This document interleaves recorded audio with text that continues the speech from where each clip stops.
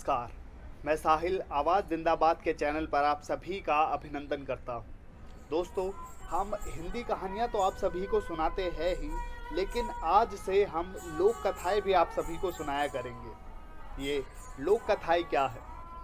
लोक कथाएँ वे कहानियाँ हैं जो मनुष्य की कथा प्रवृत्ति के साथ चलकर विभिन्न प्रकार के परिवर्तनों एवं परिवर्धनों के साथ वर्तमान रूप में प्राप्त होती है। लोक गीतों की भांति लोक कथाएं भी हमें मानव की परंपरागत वसीयत के रूप में प्राप्त है। दोस्तों, हमने अपनी दादी नानी के पास बैठकर जो कहानियां सुनी है, उनका निर्माण कब, कहाँ, कैसे, किस व्यक्ति के द्वारा कौन सी चौपाल पर किया गया है, ये बताना असंभव है।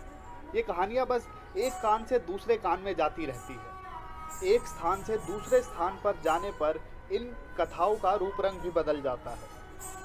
एक ही कहानी अलग अलग जगह पर अलग अलग ढंग से कही जाती है और यही कारण है कि ये कथाएं हमेशा नई बनी रहती है। लोक कथाओं की एक विशेषता ये भी है कि इनमें पशु पक्षी, सुर असुर, देव, परिया, प्रकृति इत्यादि का मानवीकरण और चमत्कार होने के बावजूद भी इनमें मनुष्य की अभिलाषाओं की तृप्ति निहित रहती है। ये लोक कथाएं ही है जो हमें बोध करवाती है कि मूल रूप से समस्त विश्व में मनुष्य का स्वभाव एक जैसा ही है। तो फिर आज आप सभी का और अधिक समय ना लेते हुए आइए शुरू करते हैं आज की लोक कथा तीन पुतले। एक बार की बात है, महाराज चंद्रगुप्त का दरबार लगा हुआ था। सभी सभासद बैठे हुए थे और महामंत्री आचार्य चाणक्य दरबार की कार्यवाही कर रहे थे। महाराज चंद्रगुप्त को खिलौनों से खेलने का बड़ा शौक था। उन्हें रोज खेलने के लिए एक नया खिलौना चाहिए था। तो रोज की तरह उन्होंने सभासदों से फिर पूछा कि भाई बताओ आज क्या नया है। अब उनके पूछने पर एक सभासद ने बताया कि महाराज, राज्य में एक नया खिलौनों का सौदागर आया है और कहता है कि ऐसे खिलौने हैं जो ना कभी किसी ने देखे हैं और ना ही कभी देखेंगे। महाराज चंद्रगुप्त उत्सुक हुए। उन्होंने कहा कि भाई बुलाओ। एक सभासद महाराज से आज्ञा लेकर सौदागर को बुलाने चला गया। सौदागर आया और उसने महाराज को प्रणाम करके अपने झोले में से तीन पुतले निकालकर महाराज के सामने रख दिए और कहा कि महाराज, ये तीन पुतले अपने आप में बहुत विशेष हैं। देखने में भले ही एक जैसे हो, लेकिन बहुत निराले हैं।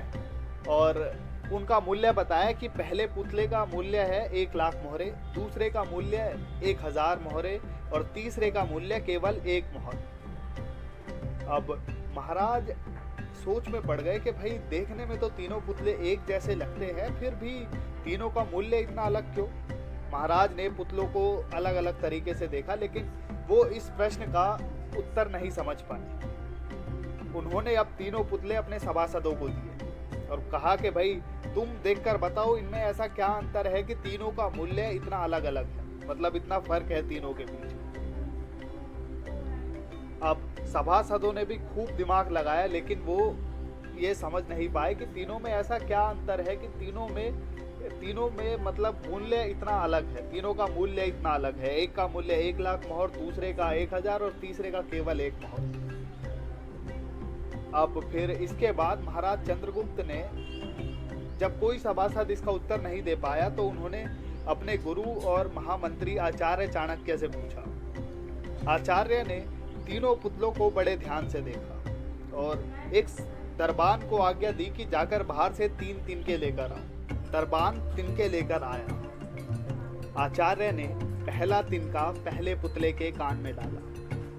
तिनका कान से सीधा पेट में गया और उसके बाद पुतले के होठ हिले और फिर अचानक बंद हो गए। दूसरा तिनका दूसरे पुतले के कान में डाला। तिनका एक कान से होकर दूसरे कान से बाहर निकल गया। सभी सभासद उत्सुक हुए कि भाई आगे क्या होगा। अब तीसरा तिनका तीसरे पुतले के कान में डाला।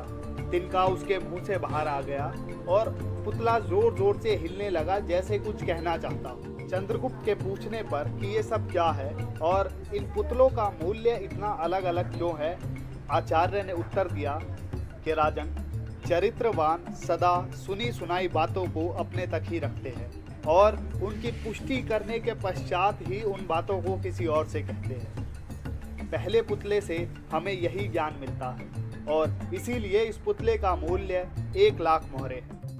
दूसरे पुतले के बारे में आचार्य ने बताया कि कुछ लोग ऐसे होते हैं जो सदैव अपने में मग्न रहते हैं और हर बात को अनसुना कर देते हैं। इन लोगों को किसी प्रकार की वाह की इच्छा नहीं होती और ना ही ये लोग कभी किसी को हानि पहुंचाते हैं। दूसरे पुतले से हमें यही ज्ञान मिलता है और इसीलिए इस पुतले का मूल्य 1000 मोहरे है। तीसरे पुतले के बारे में आचार्य ने कहा कि कुछ लोग कान के कच्चे और पेट के हल्के होते हैं, कोई बात सुनी नहीं कि पूरी दुनिया में शोर मचाते। ऐसे लोगों को झूठ सच से कोई मतलब नहीं होता, बस बोलने से मतलब है। इसीलिए इस पुतले का मूल्य केवल 1 मोहर है।